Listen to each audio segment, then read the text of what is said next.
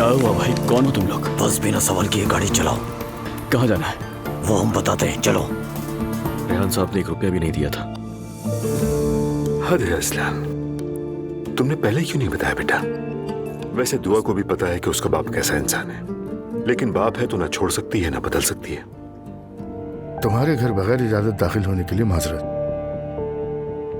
लेकिन तुम मुझे भी समझो। उसके साथ एक हादसा हुआ है, फिर वो घर पर नहीं आई और आना भी नहीं चाहती। कैसा हादसा अब्दुल्ला साहब, आप क्या कह रहे हैं? हमीदी ताशान का बेटा है ये,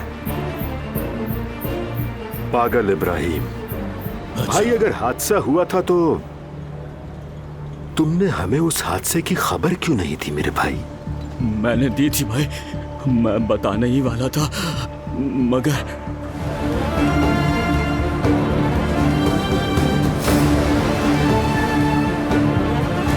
अब तो हम एक दूसरे को अच्छी तरह समझ चुके हैं ना इब्राहिम, क्या ख्याल है?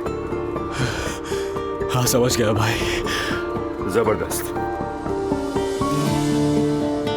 अब तुम फौरन जाकर नूर को तलाक दोगे, क्योंकि वो मेरी बेटी की तरह है। मैंने तुम्हें बहुत याद किया, जिंदगी का तसव्वुर भी नहीं करना चाहता। रोहान,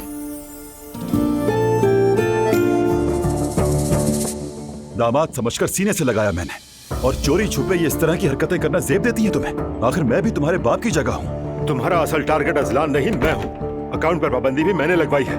तुम्हें जरा शर्म नहीं आती? जो पैसा तुम्हारा नहीं उसका हिसाब मांगते हो? हाँ बताओ। पता नहीं क्लिनिक का ओनर मेरे बारे में क्या सोच रहा होगा। अरे वो बहुत अच्छी सोच रखता है तुम्हारे लिए, बिल्कुल परेशान मत हो।